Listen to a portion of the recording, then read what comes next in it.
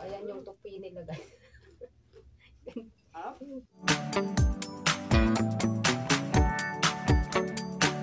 Hi, hello everyone. Good morning. Kadarating ko lang, guys, galing sa school. Naghatid sa mga bata. Tapos hindi na ako nakapag-vlog kaninang umaga kasi nasikaso ko yung mga bata kasi malilate na sila. So ngayon, guys, prepare tayo ng ating breakfast. So yan, maglalagay tayo ng butter, guys. Hindi na ako maglalagay ng garlic. So butter na lang muna ang ilalagay ko.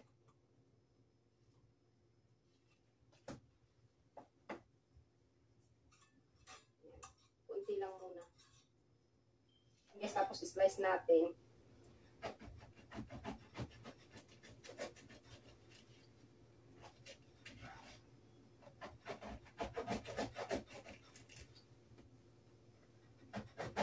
Masyadong matigas, guys. Tigas ng tinapay na to.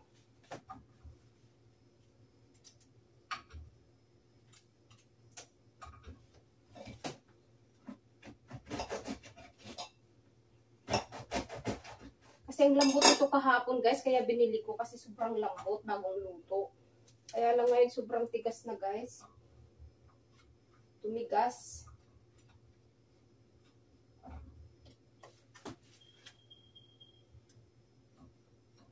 Lang yung butter. Yan, lagay ko na lang dito. Yan. Yan na, guys. Naluto na yung ating breakfast. Ay ng yogurt. Tapos kakain tayo ng yogurt. Huh?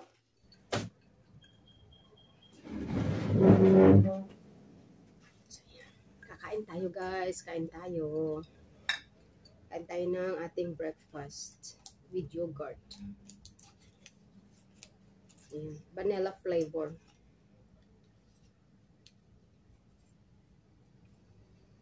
Ito yung ating breakfast, guys.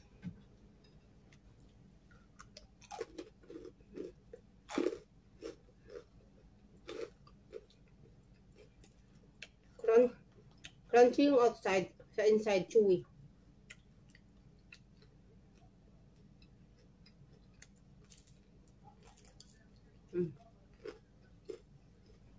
Wala akong maisip gawin, guys,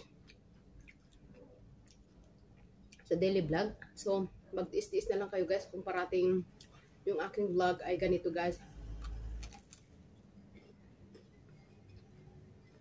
Wala namang magawa.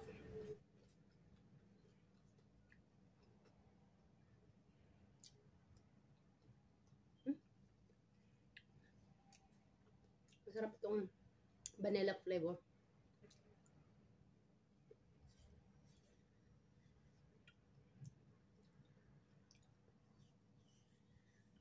Pupunta sana kami ng park kahapon. Kaya lang wala nang time kasi naglalaba ako kahapon.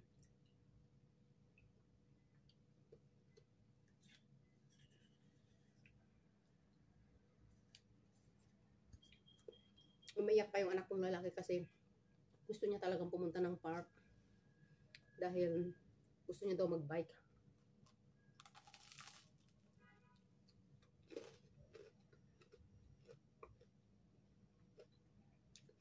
Kaya lang sabi ko, wala naman yung wala yung daddy niya. May pinuntahan.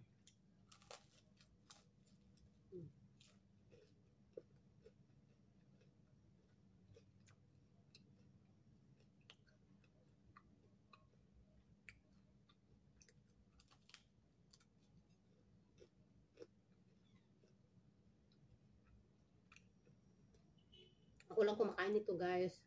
Kasi ayaw ng mga batang kainin to kasi daw, makunat. Ayaw ng mga bata ito, guys. Ako lang. Boring kasi dito sa bahay namin, guys, pag ganito.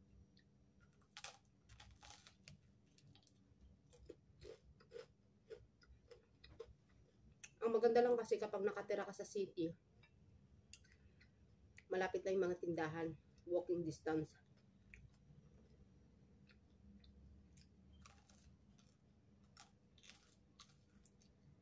Parang bubble gum, guys.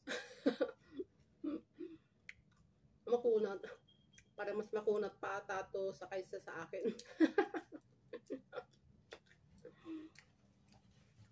A few moments later. Andito tayo ngayon sa room ng mga bata. So, ito po yung mga damit na tinupi nila kagabi.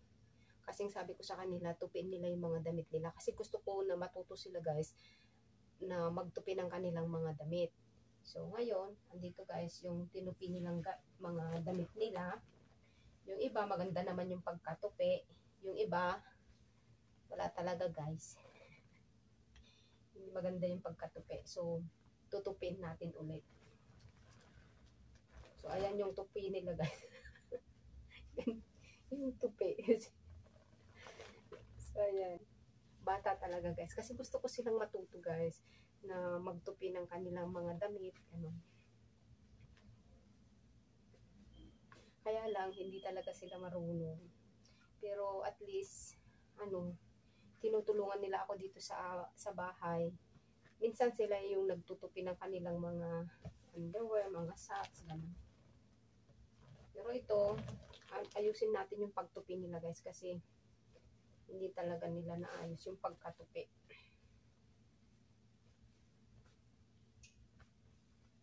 Buti na lang hindi masyadong marumi itong kwarto nila guys. Hindi masyadong makalat.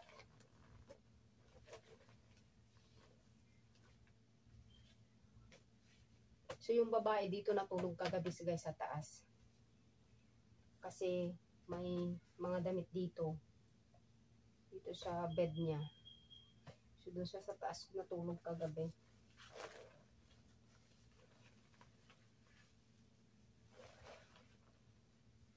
Ayan, tupi-tupi muna tayo dito. So guys, ito na lang at hindi naman masyadong makalat. Yung tuwalya niya andyan pa. Buti na lang konti lang guys. Tapos kasi yung mga ibang damit nila kahapon, lalo na yung mga uniform nila, nilagay nila sa hanger. So ayun, konti na lang yung andun sa kwarto namin kasi na-plancha pa yun. Pinansya. So ayun. So andun sa kwarto namin yung mga damit nila guys. Na uniform nila pang school. Yung mga t-shirt andun. Kasi kapag dito lang guys, makalat dito kapag ilagay ko dito yung mga uniform nila. So, ang ginagawa ko, hinihiwalay ko yung mga uniform nila. Andun sa kwarto namin yung mga uniform nila.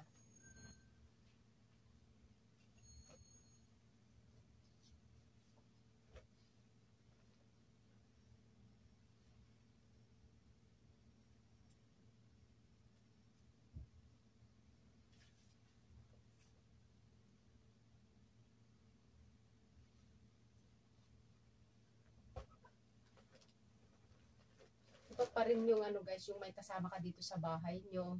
Lalo na kung may mga bata, maingay dito sa bahay. Kaya kung minsan, kapag andito ako sa bahay, hindi ako nakakapag-vlog kapag andito sila. Kasi maingay sila, tapos minsan, mas malakas pa yung boses nila kaysa sa akin. Tapos minsan kami na may Saturday, Sunday, pag wala kaming pinupuntahan, yung spelling kami guys. Pinapa-study ko sila.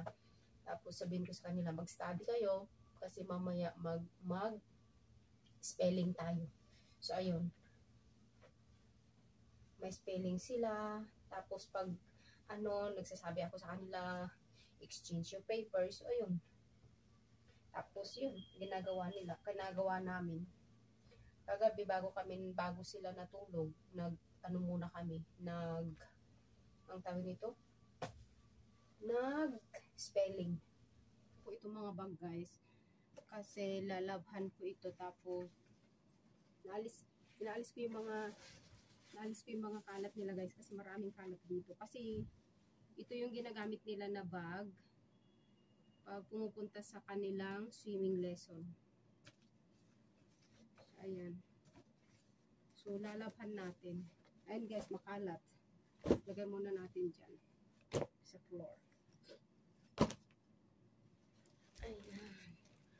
So, ito yung shampoo na ginagamit niya. Mga sabon.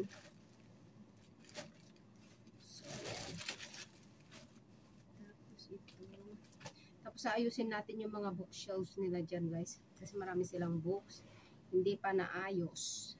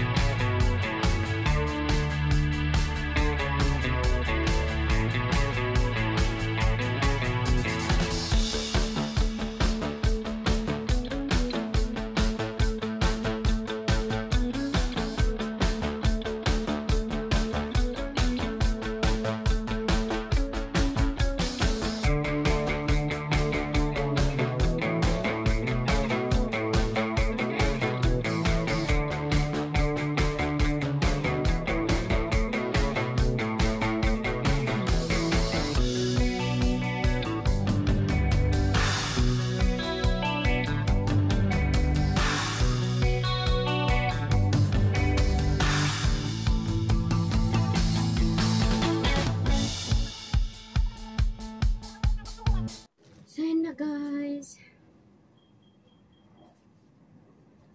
Yung towel na para dun sa banyo namin, andito na sa kwarto nila. So yan. Tapos, washing natin itong mga bulb. Guys, washing natin mamaya. Kasi, may pang pipili pa. Andito. Ito hindi ko nalalabhan to kasi bago pa. Itong tatlo lang yung lalabhan ko kasi pwede ko silang ipamigay. Ito, guys. O ipadala sa Pinas. Tapos ito, lalabhan ko din. At dito. Washing natin, guys. Tapos pulutin natin yung mga kalat dito kaya itapon natin sa basurahan. Yung hamper nila. Ilagay natin dito sa gilid.